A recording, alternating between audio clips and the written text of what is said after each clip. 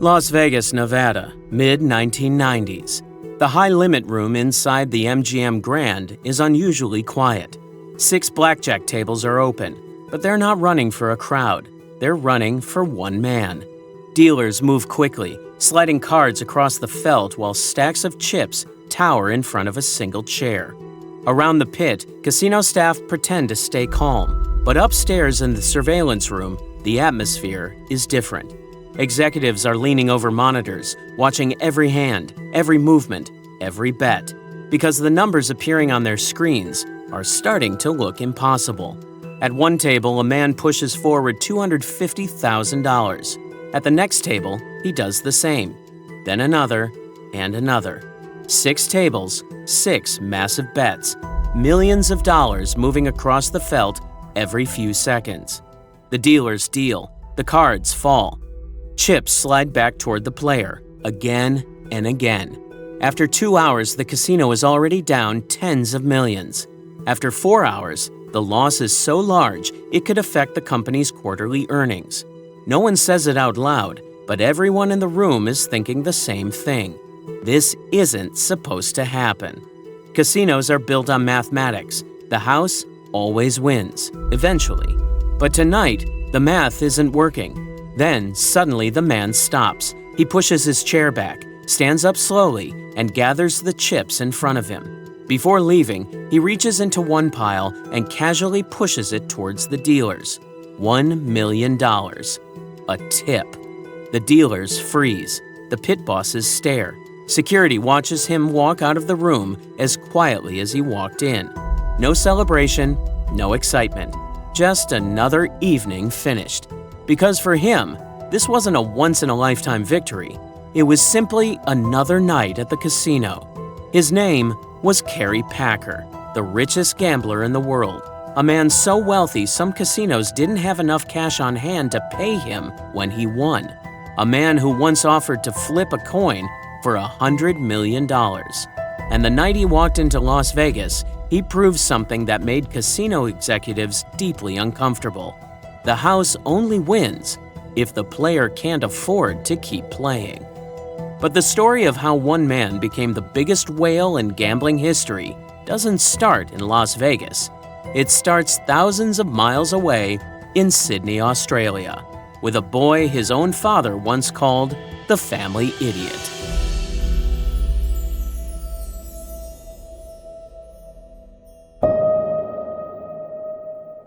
Kerry Francis Bulmore Packer was born December 17, 1937, in Sydney, Australia.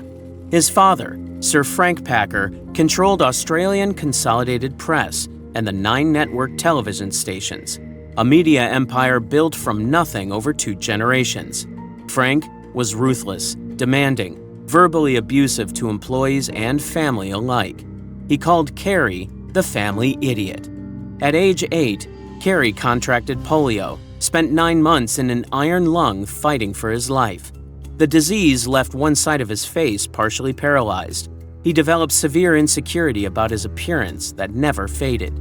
He also had dyslexia, undiagnosed for years. Teachers thought he was slow. His father agreed. The label stuck.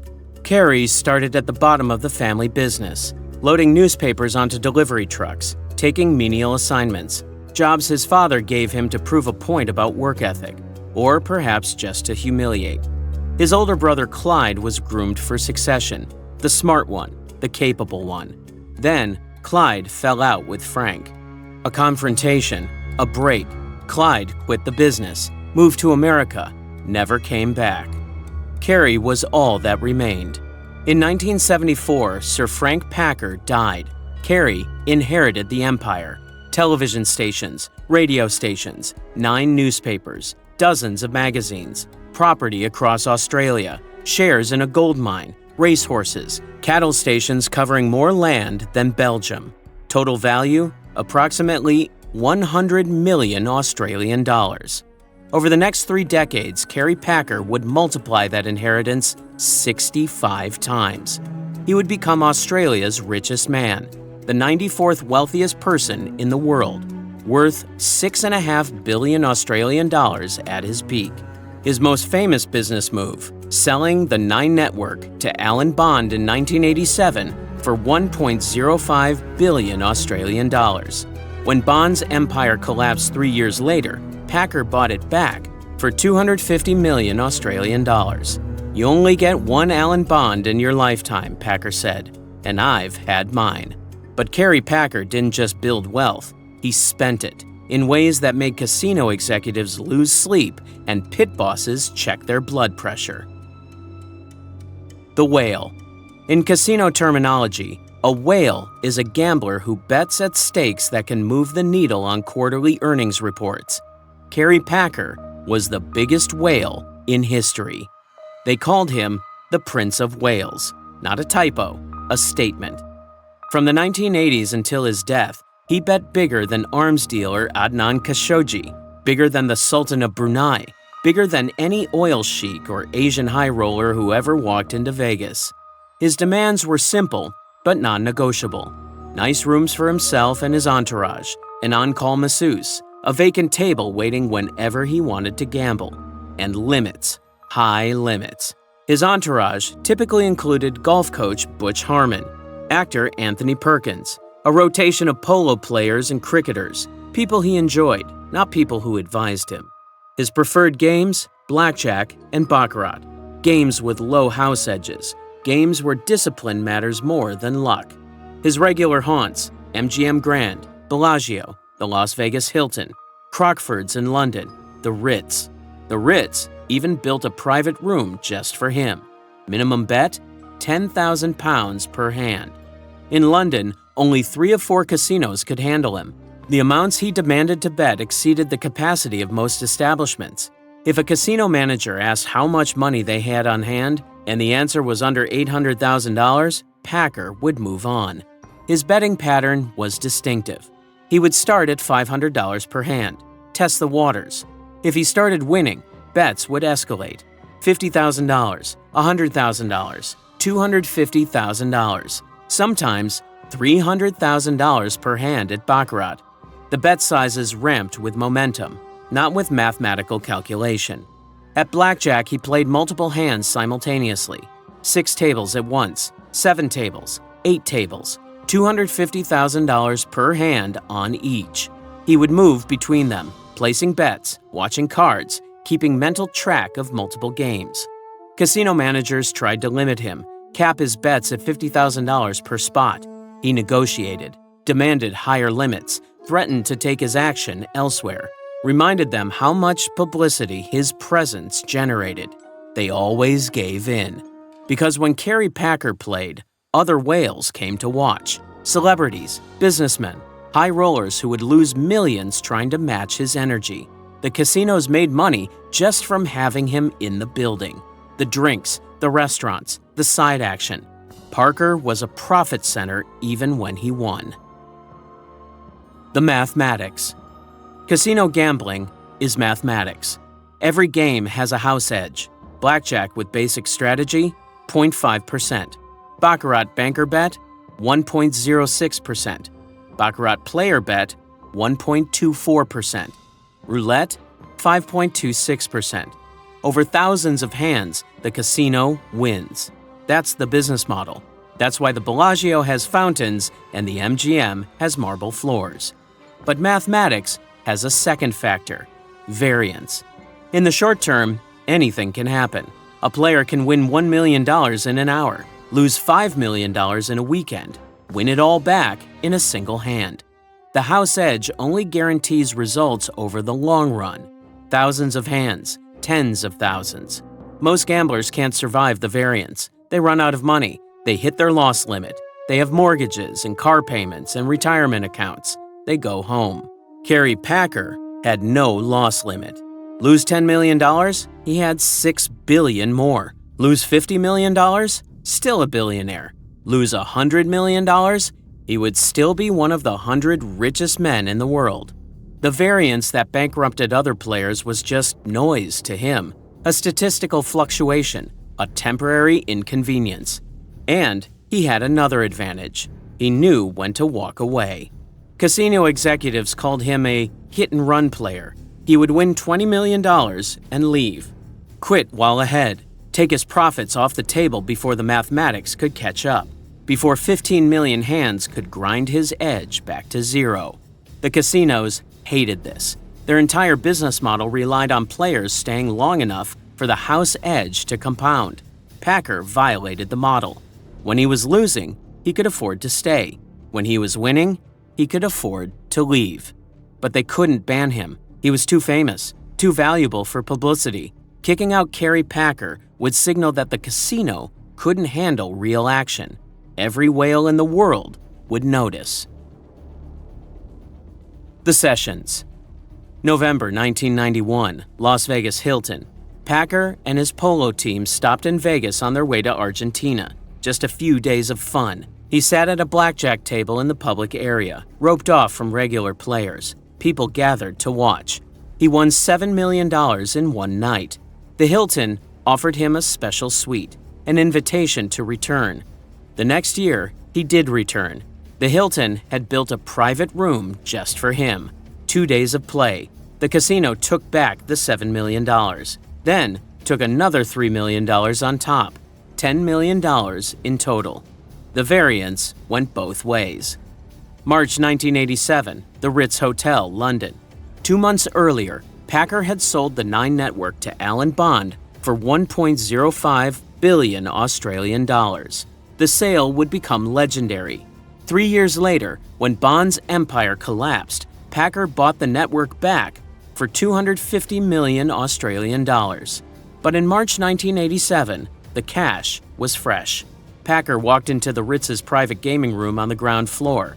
2 blackjack tables, all 7 hands at each. 10,000 pounds per hand, 140,000 pounds per round. The cards went cold.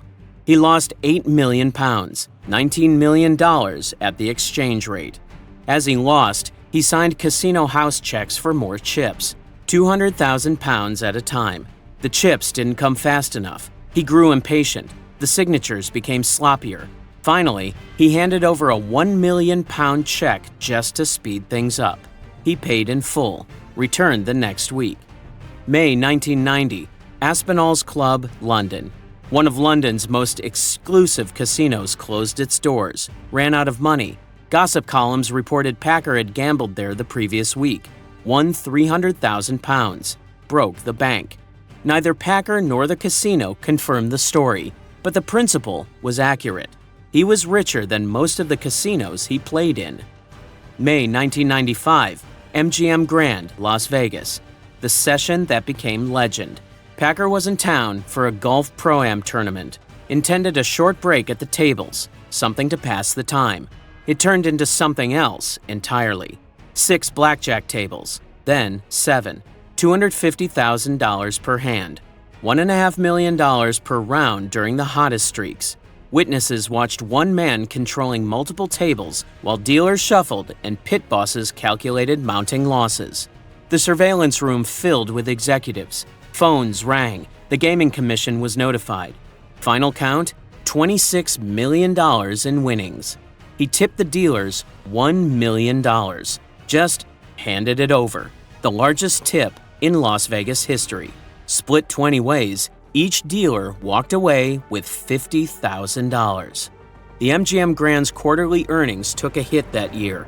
Several executives who approved the high limits lost their jobs. Packer's single session cost them more than most casinos earn in an entire year.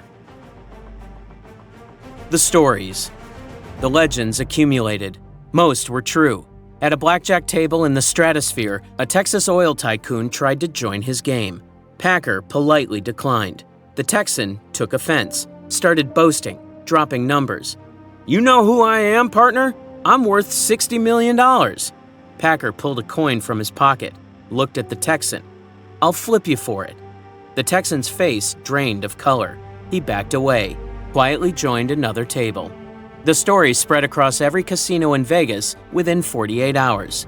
Bobby Baldwin, head of Mirage Resorts, confirmed it happened. Fall 1989, the Mirage had just opened. Packer arrived late. The baccarat table reserved for him was locked. Graveyard shift pit bosses couldn't find the key. The casino's solution? Grab a crystal ashtray from the bar, Smash open the baccarat setup, start dealing immediately. Packer appreciated the effort, won a couple million that night, made a $100,000 bet on behalf of the dealers. His tipping was legendary, not just when he won, when he lost too. At the cocktail station, he overheard a waitress mention her mortgage problems. He asked the amount, wrote her a check for $130,000, paid it off on the spot. He noticed a blackjack dealer had been moved from the high-limit area to the regular pit, demoted. He placed $20,000 bets on every spot at her table, told her to keep all the winnings from that round. Once, he wanted to tip a dealer $80,000. Casino rules prohibited tips over a certain amount. His solution? Have her fired. Give her the tip as a gift, not as a tip. Then, demand the pit boss rehire her. They did. She was back on the floor within the hour. At the Desert Inn, golfer John Daly watched Packer lose $8.2 million over a weekend. The casino demanded payment in cash. No checks, no markers, cash. Packer paid. The next day, he returned, won $52 million, demanded cash payment. The casino couldn't produce it. They didn't have $52 million on hand. Nobody did. The losses. The stories of wins dominated the headlines. The losses were equally spectacular. People who gambled with him said he chased his losses. He hated to give in, would stay at the table until the variance turned or his bankroll exhausted the casino's reserves. 1999, London, Crockford's Casino. Packer spent 3 weeks at the tables, playing blackjack, playing baccarat, chasing losses from the previous session. The variance went against him, day after day. His demeanor shifted. Witnesses noticed visible frustration. The composed man from MGM appeared human, struggling with the weight of the stakes. Final damage? 28 million Australian dollars, the largest gambling loss in British history. At another point, Crockford's barred him from playing, not for losing, for winning. He had won, quote, about 10 million quid in the previous few weeks. The casino had tired of it. The manager offered him a free dinner and politely requested he gamble elsewhere. 2000, Las Vegas, multiple casinos. 3-day baccarat marathon. Packer dropped $20 million, followed by $28.2 million in blackjack losses in London. Then, $33.3 million at the Bellagio. Some years, the variance went his way. He would win $20 million at 4 casinos and $13 million at another.